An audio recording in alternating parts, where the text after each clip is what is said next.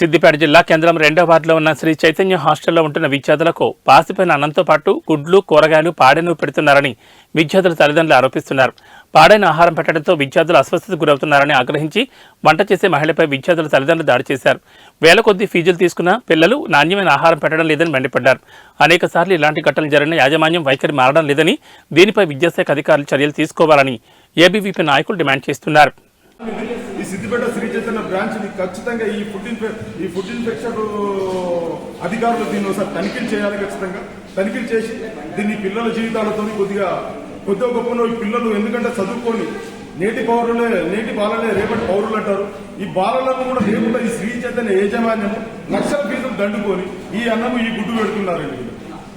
ఫీజులు కట్టకపోతే ఒక నెల కానీ ఒక 2 రోజులు లేట్ అయితే హెడ్ ఆఫీస్ నుంచి ఫోన్ల మీద ఫోన్ వస్తుంది. ఒక్క రూపాయి డ్యూ లేకుండా మొత్తం ఫీజులు మేము ఇచ్చాము. ఇగో ఇచ్చి ఈ రోజు మా అబ్బాయికి బాగలేదంటే ఇక్కడికి వస్తే ఈ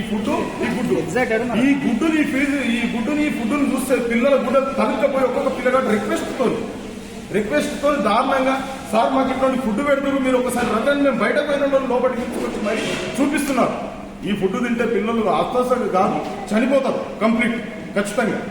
ఇది నేను శ్రీ చైతన్య యాజమాన్యానికి దండం పెట్టి చెప్తున్నాను. ఇట్లాంటిది మాత్రం మళ్ళీ ఏ పిల్లల భవిష్యత్తు ఆడుకోవద్దని రిక్వెస్ట్ చేస్తున్నాను.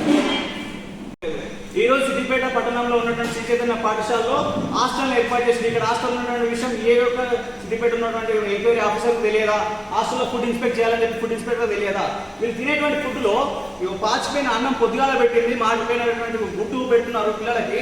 మరి ప్రైవేట్ హాస్టల్లో లక్షల ఫీజులు వసూలు చేసి న్యాయమైనటువంటి ఫుడ్ పెట్టట్లేదు ఈ యొక్క కళాశాల యాజమాన్యము, పాఠశాల యాజమాన్యము. వీటిపైన పర్యవేక్షణ చేసిన ప్రభుత్వ అధికారులకి లంచం తీసుకుంటారు అని చెప్పేసి ఈరోజు అఖిల భారత విద్యార్థులు డిమాండ్ చేస్తా ఉంది. ఈ యొక్క ప్రైవేట్ పాఠశాలలకు, ప్రైవేట్ హాస్టళ్లకు విపరీతమైనటువంటి పరీక్షించిన గవర్నమెంట్ వాటిపైన ఎందుకు పర్యవేక్షణ చేస్తలేదు? ఫుడ్ ఇన్స్పెక్షన్ ఎందుకు జరగట్లేదు?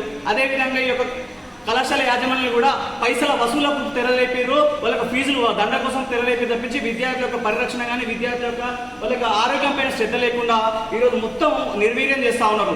ప్రభుత్వ హాస్టళ్లలో కన్నా అధ్వానమైన స్థితిలో ఈరోజు ప్రైవేట్ హాస్టల్లో నిర్వహిస్తా ఉన్నారు. కానీ ఈ నిర్వహించినటువంటి హాస్టల్ పరిస్థితి మొత్తం పర్యవేక్షణ చేయనటువంటి లోపం ఏర్పడతా ఉంది.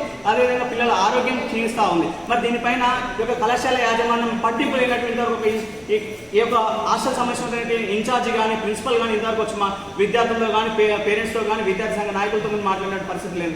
మరి దీనిపైన వెంటనే ఒక డిఓ కానీ ఫుడ్ ఇన్స్పెక్టర్ కానీ వీటిపై చర్యలు తీసుకొని రేపటిలోగా చర్యలు తీసుకొని దీన్ని సీజ్ చేయాలని చెప్పేసి డిమాండ్ చేస్తా ఉన్నాం.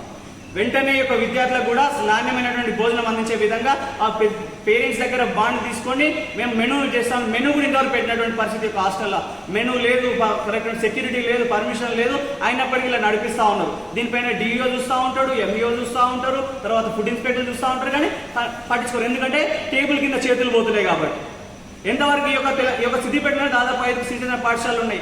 సామాన్య లోకల్ ప్రైవేట్ పాఠశాలలు నడిపిస్తున్న పరిస్థితులు కార్పొరేట్లకు అందలం ఈ యొక్క డిఓ కానీ ఎంఈఓ కానీ ఎక్కిస్తూ ఉన్నారు.